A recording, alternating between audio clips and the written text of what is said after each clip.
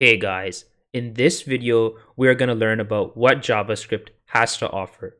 JavaScript is a crucial language, and you must know this language to code in React.js.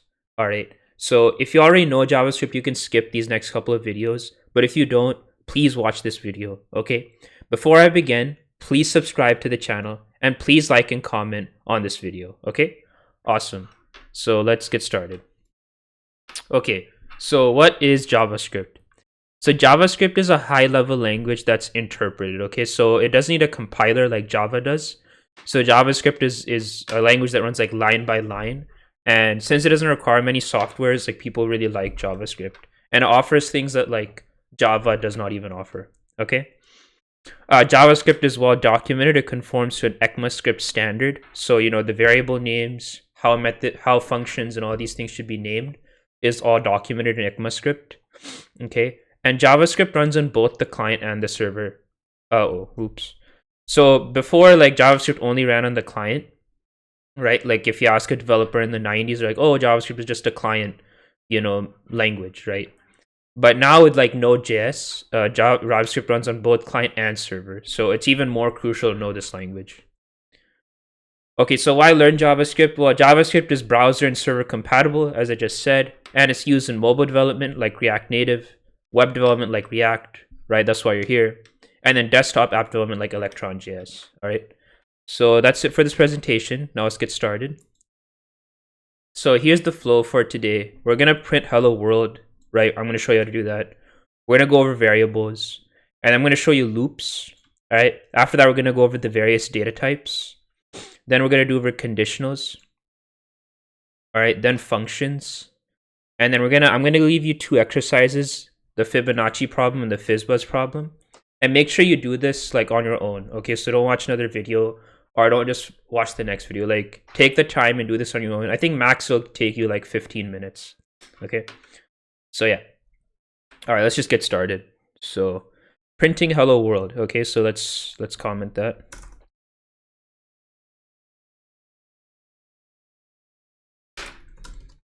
Okay, oops, sorry. Get that out of there. Printing hello world. Okay, so what you want to do here is it's just console.log. So, you don't need to import anything. Console.log is like the system.out.println, right? It's just inbuilt into the system. So yeah, console.log. Let's run it. Right, so you see hello world printing on the right. And by the way, before I begin, let me mention this website. Anyone can use this. So go to repo.it on your browser, and it's going to ask you to make an account. You can make a free account, that's fine. There is a paid thing, but you don't need that. And then just make a JavaScript file, and you should have an index.js file extension, okay? If you have like py or like RB or something like that, that means you're using Python or Ruby, and that's not the right language. So you'll get compilation errors if you're following along with me. So please use JavaScript, okay? All right, so this should be the page you're at. Okay, so this is printing hello world. All right, let's go over the variables, right? This is very important. All right, so there's two kinds of variables that you can declare. One is let, so let x equals 10. And then always end with a semicolon. Let y equal 9. Okay, and let is like, you can think of let like local scope. So let me show you how to really visualize between var and let. So have like a for loop. We're going to go over this more. For let I equals 0, I is less than 10, I plus plus, right? And then we do console.log I. Right?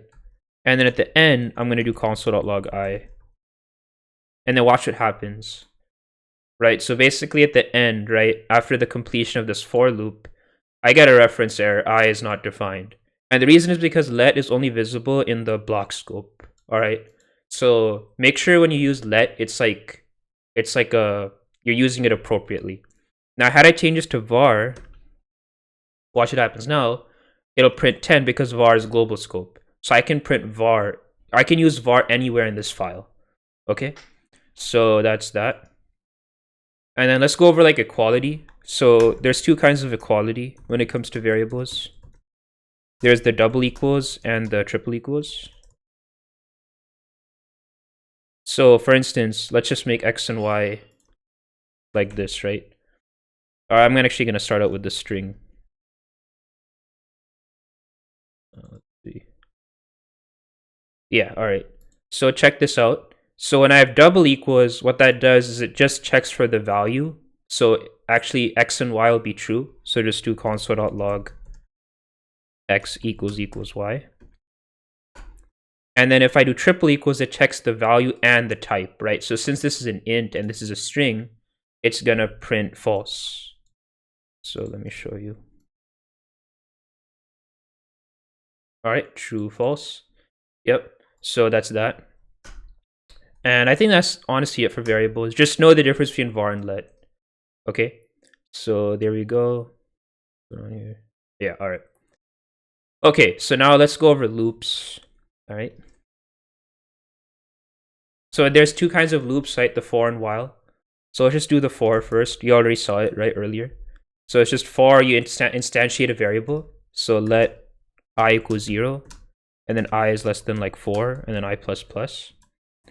And then you can do whatever you want. Like, let's do a sum, right? So sum equals 0. And then sum plus equals, you know, I, right? So all this is doing is it's accumulating I. So it's like 0 plus 1 plus 2 plus 3, right? I know we didn't go over like addition yet, but this is just all it's doing. All right, now let's do the same thing with a while loop. So let's actually do it like this. So sum for and sum for, and I'll do sum while.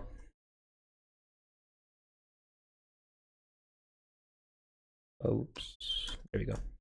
And whenever you have a while loop, you're not gonna have something like this. So just instantiate your variable like beforehand. So let's do like let counter equals 0 while counter is less than 4, right? You can just do sum while plus equals counter, and then counter plus plus equals 1, right? So just to recap, what this is doing is it's accumulating the sum while, right? 0 plus 1 plus 2 plus 3, and then this is adding 1 each time, okay? And then the reason I have this is because I need to make sure that counter goes from 0 to 1 to 2 to 3. And then this while loop will terminate because this condition will eventually be false when counter is 4. And the same thing with here. I is going to increment because of this operation. And when I becomes 4, it's just going to exit out of the for loop. Okay, so now let's just console.log sum while.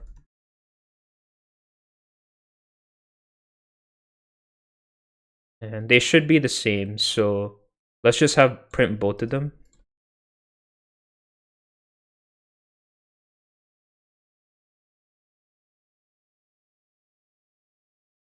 And let's do the double equal. And run it. So now I have 6 and 6, right? And that's true because 6 does indeed equal 6. So yeah, these are the two kinds of loops that you want to know. All right, now let's move on. Let's do data types, okay? So yeah, this is definitely good to know. And we already work with them, but I'm just going to recap. Let's start with the first, right? The first is the number. So let's do that. Okay. And yeah, the way you want to think about number is just like, you know, addition, subtraction, division, and multiplication, right? So let's do that. Addition, subtraction,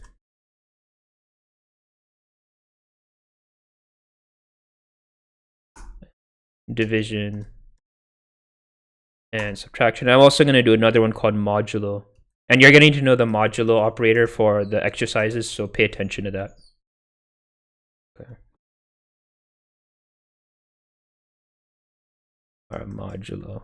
Yep. Okay, awesome.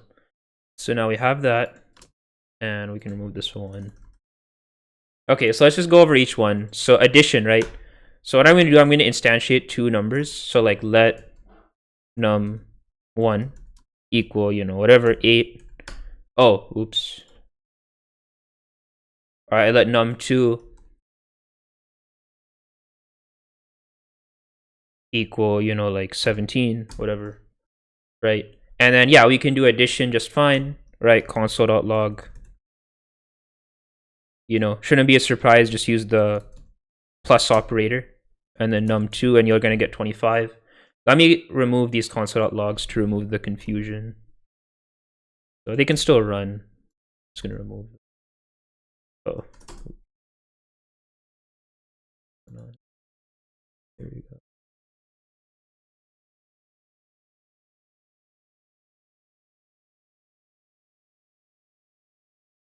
All right. 20.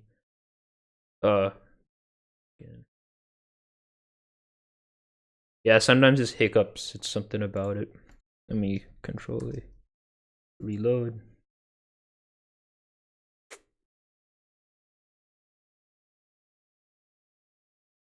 It remembers. Run it. All right, yeah. So you got 25. Okay, now let's make one of them like 0.0, right, for like floating point precision. And still, yeah. So notice how like even if it's 0.0, it doesn't really mean anything. Like 17 plus 8.0 would be like 25.0, right? But then that's just the same as 25. So it doesn't like do it. But let's say I did like 17.45, right? Then it would actually add it. So 25.45. So think of it like you're adding the floating point precision if you need to add it, right? If it's there's no need for it, then it doesn't really do it. Okay, and I believe Python is the same way. Fact check me on that though.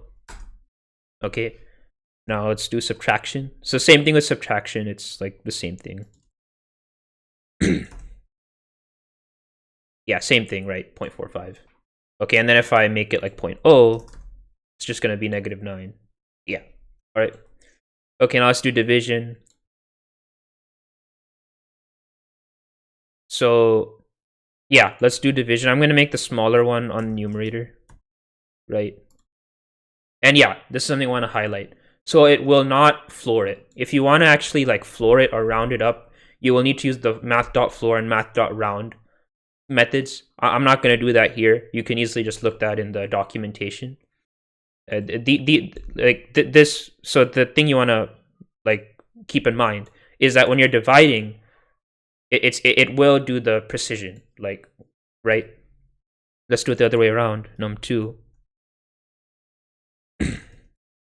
divided by num1.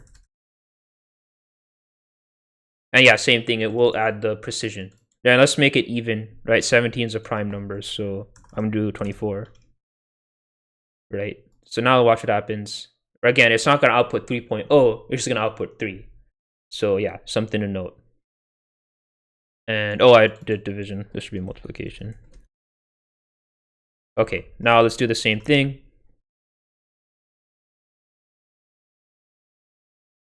Right, so num2 times num1. 192, right? Okay, and then let's, yeah, so since the 0.0 won't really add anything, let's make this like 24.3, right? Oops. Yeah, and then it's gonna add the precision. So honestly, they can all be summed up in the same way, right? There's a mentality of like add floating point if you have to. If you don't, just make it a whole number. Okay. Now let's do the modulo operator. All right, we won't need to worry about floating point here because it's modulo. And modulo, basically, it's just the remainder, right? So 8% 3 would be 2, right? Because 3 goes into 6 2 times, and there will be a remainder of 2. So let me just show you how that works. So let's do num2%, and I'm not going to make them floating point. I think I'll just confuse it. So let's do 24.0, right? So this will be 0, because 8 times 3 is 24. Let's do 26. That'll be 2, right? Because 8 goes into 24 3 times. It'll be a remainder of 2. Okay. So yeah, that's the modulo operator. It can be any number, right? And just for giggles, just to see what happens if I make it 8.05. Okay, yeah. So it does the remainder. All right. But yeah, typically you won't do that with, floating point numbers. All right. So that is the data types for number. Okay. Now let's move on to the next one. Arrays. Okay. Arrays are very important. Okay. So arrays are basically, we can just do like the consecutive numbers 1, 2, 3, 4, 5, 6, 7, 8, 9. And we can just say like let r equal that. Okay, so now there's a couple of methods you should be aware of. One is pop, one is push, and the other is unshift. Okay, so pop, what it does is it removes from the end of the array, right? So if you know like the stack data structure, honestly, you can just implement it with an array in JavaScript because you can just pop the end off. So you can just say r.pop. It is a void method, so it doesn't really return anything. And let's just console.log r. Right, so see it's like 1, 2, 3, 4, 5, 6, 7, 8, right? So it actually popped the end off, which is 9. Now let's say that was like a mistake. I can add it back in using the push operator. So now I can do r.push 9. Run that. 1, 2, 3, 4, 5, 6, 7, 8, 9, right? And unshift is a bit different. Unshift actually acts at the beginning of the array. So think of like a queue, right? That's what a queue would do. So we can do r.unshift, 0, right? You want to start from 0. And watch what happens. Now it actually does the 0, 1, 2, 3, 4, 5, 7, 8, 9. And, I'm using numbers in this case, but it can work with anything, right? We could use, strings. We could use booleans. We could use like basically any data structure. So yeah, that's basically it for our arrays. Now let's move on to object literals. Okay.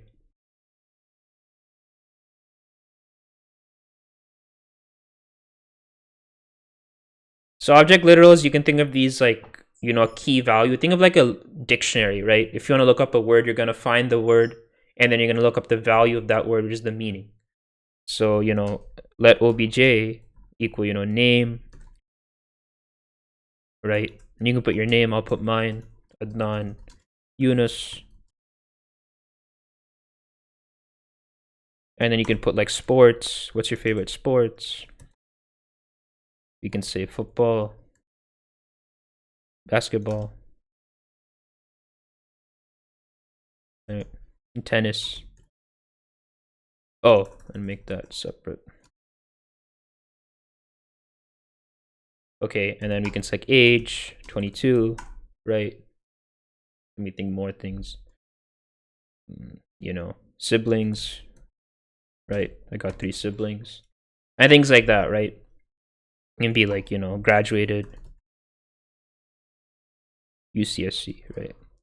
Okay, so yeah, this is basically, an object, right? You got your name, sports, and age, siblings. And the thing to keep in mind is that this is a key, and the value of that key will be this thing, right? And the value can be pretty much anything.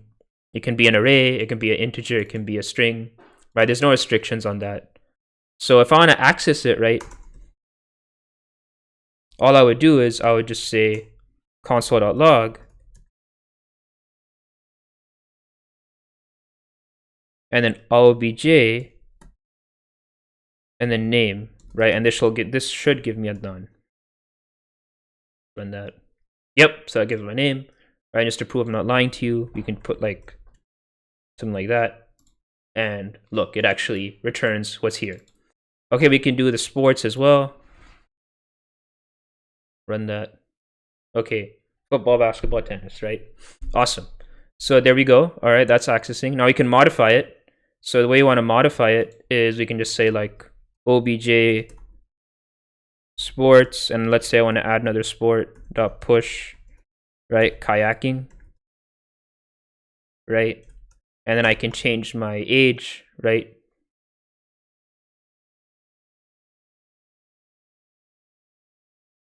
Equals this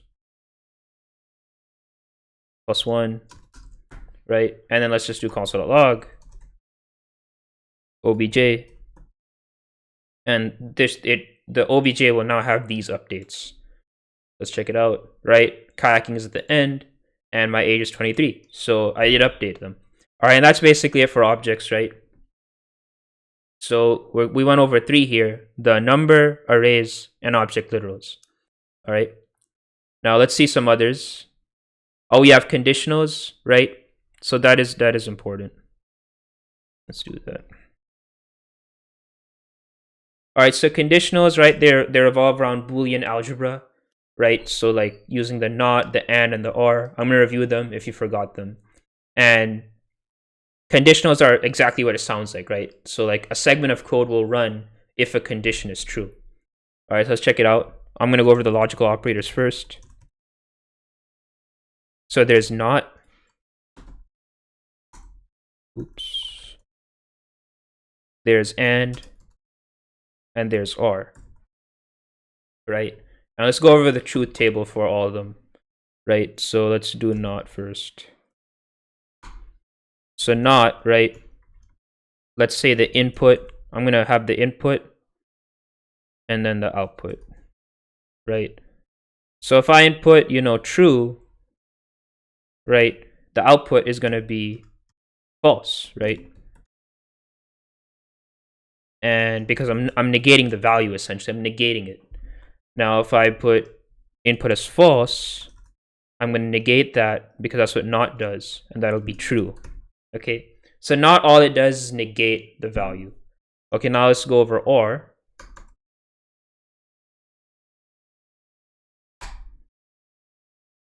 All right, so again, input dash output.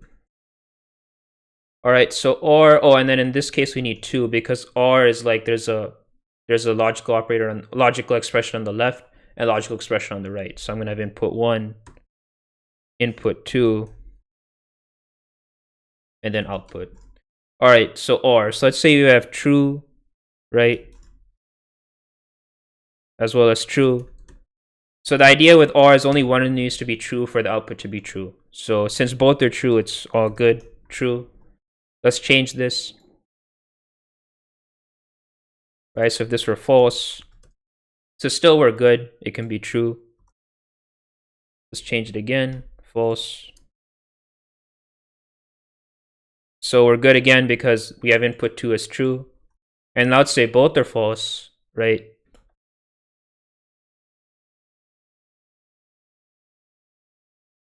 Well, then it's actually just going to output false because neither one of them are true.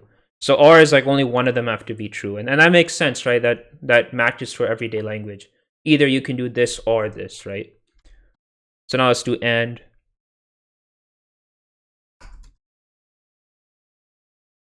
Okay, and. All right. So true and true, that's just going to be true. True and false, that's going to be false. So and is a strict, operator because both of them have to be true. So like, either is, only one of them, either or, and is both, right? So false and true, that's going to be false. False and false will be false. So it's very hard to get true when you have an and, basically. And it's easier in an or. Okay, and that's basically it. Now let's go over coding it. So, we can have two variables. Let bool1 equal true, right? And notice how t is lowercase here. It's not like in Python. And let bool2 equal false. Right? So now what I can do, I can say console.log the not, or no, not, it'll be exclamation mark, and then bool1. So this is not operator. Okay, so let's run that. That's going to be false, right? Because I negated bool1's value. And to prove I'm not lying to you, I can change this to false, right? And now it'll be true. Awesome. Okay, now let's change this to the or operator. So let's do or. And, we can honestly keep this. We can say, not bool1 or, right, to that. 2 of the straight bars, and then bool1. So let's see what comes out. True, because true or false, right? False or true. And that's just going to output true. Now let's do the same thing with and. And that's going to be 2 ampersands. And yeah, we can do the same thing. This will be false because one of them is false. And here's what's cool, right? Is with Boolean algebra, if you have like a complex Boolean expression, it's going to eventually, through, Boolean algebra, boil down to either one of these things, right? Should be an and. It'll boil down to a simple, this and this, or this or this. So let's just make for fun a complex expression, right? Also.log. Right, I'm gonna put something complex here, like bool1 and negation of bool2. or bool1, right? I'm just making this up. And wait, where's this? Yeah, okay, there we go. So now that's the left-hand side. And then let's do like an and, right? So eventually this will boil down to just like a simple thing because you can evaluate this through Boolean algebra, right? And then let's do, bool1 and. Oh, I already did that. So let's do bool2. Bool2 and, negation bool1 and not bool2. And watch, it's going to eventually evaluate to just a true or false, right? So yeah, it'll evaluate to false. I'm not going to do the steps because you can technically just do it. But that's the whole thing and this is the idea behind if statements, is you can have a complex expression and eventually just going to evaluate to a true or false. So now let's just segue into that. So if, right? So you can say, if bool1, right? Then we can console.log bool1 is true, right? And if it's not true, right? Else, then we can console.log something else. So bool1 is false. So let's run that. So bool1 is true because it is indeed true. Now let's say I negate it. Now bool1 is false. So the idea is that as long as this expression is true, the if statement will run. And we saw the same idea with the while loop, right? Is, as long as the condition is true, this will run. The same thing with if and else. Okay? So now what's next? Functions. Okay, functions are important. Okay, so there's two ways to declare a function. And the way you want to think about a function is just takes in inputs and outputs something. Or it doesn't even need to output anything. It can be a void method. So there's two types of functions. One is the normal way. You're going to see this a lot in documentation. And the other is this new ES6 way, which I really like. And we're actually going to use this more often when we code the app. Okay, so this is the normal way. You just make the function keyword. And it should be blue. That's very important. Function, let me think of, is greater than 25, right? And we can have a number like x, and then just return a Boolean expression, x is greater than or equal to 25. Okay. And then we can invoke it by saying console.log is greater than 25. And let me put a number like 50. Okay. Let's run it. True, because 50 is greater than or equal to 25. Okay, now let's do it the ES6 way. This way is pretty cool too. So I can copy. And we're going to make some modifications. So we're just going to completely delete the function keyword. We're going to make it equal here. And then we're going to use something called a fat arrow, right? And what this is saying is this is kind of like a variable that takes an input x and it outputs this. So we can still honestly do the same thing. I'm going to say ES6 just to distinguish them. I'll say ES6. All right, here we go. True, right? And then you can say like 21 and this will be false. Okay, so yeah, use this one more. I think this is more professional and it really shows that you know the new JavaScript. This is like the old school, so you'll still see this here and there, right? But this is the more preferred way. Okay, so I think that is it. Congratulations if you follow along with this video. All right, it is a new language for some of you, so yeah, definitely like watch other videos, practice, right? You don't need to be a pro, but you should be able to do like basic things like, summing even numbers or, console logging hello world, right? Okay, so now let me give you some exercises, all right? So the first is the Fibonacci, so hopefully you know what it is, but if you don't, basically it's like you're summing the previous numbers. So you start out with 0 and 1, and then like f of 2 will be 1 plus 0, right, which is just 1. And then f of 3 will be f of 2 plus f of 1. So it's like kind of like a recursive thing. So let me just read it out to you. So the Fibonacci challenge. Okay, so the Fibonacci numbers commonly denoted to f of n form a sequence called the Fibonacci sequence, such that each number, fix these tabbing, is the sum of the two preceding ones starting from 0 and 1. That is, right, f of 0 is 0, f of 1 is 1, f of n is f of n minus 1 plus f of n minus 2. Given n, calculate f of n. So that's the Fibonacci, sequence. Then I have FizzBuzz. And recruiters, you love this problem because it really tests if you can write the clean code. Okay, so write a program that outputs the string representation of numbers from 1 to n. But for multiples of 3, it should output fizz instead of the number. And for multiples of 5, output buzz. For numbers which have multiples of both 3 and 5, output fizzbuzz. Like 15 would be fizzbuzz. All right. Since you're going to be using variables a lot, I should mention that in JavaScript, you should do camel case style variables. So, for instance, there should have been a let here. So whenever you're instantiating a variable and it's like, has like more than 2 words, like some for and some while, make sure that the second word is capital, right? That's what camel case is, that the first thing is lowercase and the second thing is uppercase. So that's like clean code, right? ECMAScript. Okay. And yeah, there we go. All right. So yeah, that's basically it. So please do those problems on your own. Okay. In the next video, I'm going to go over the solutions to these problems. All right. So can't wait to see you then. I'll see you in the next one. All right.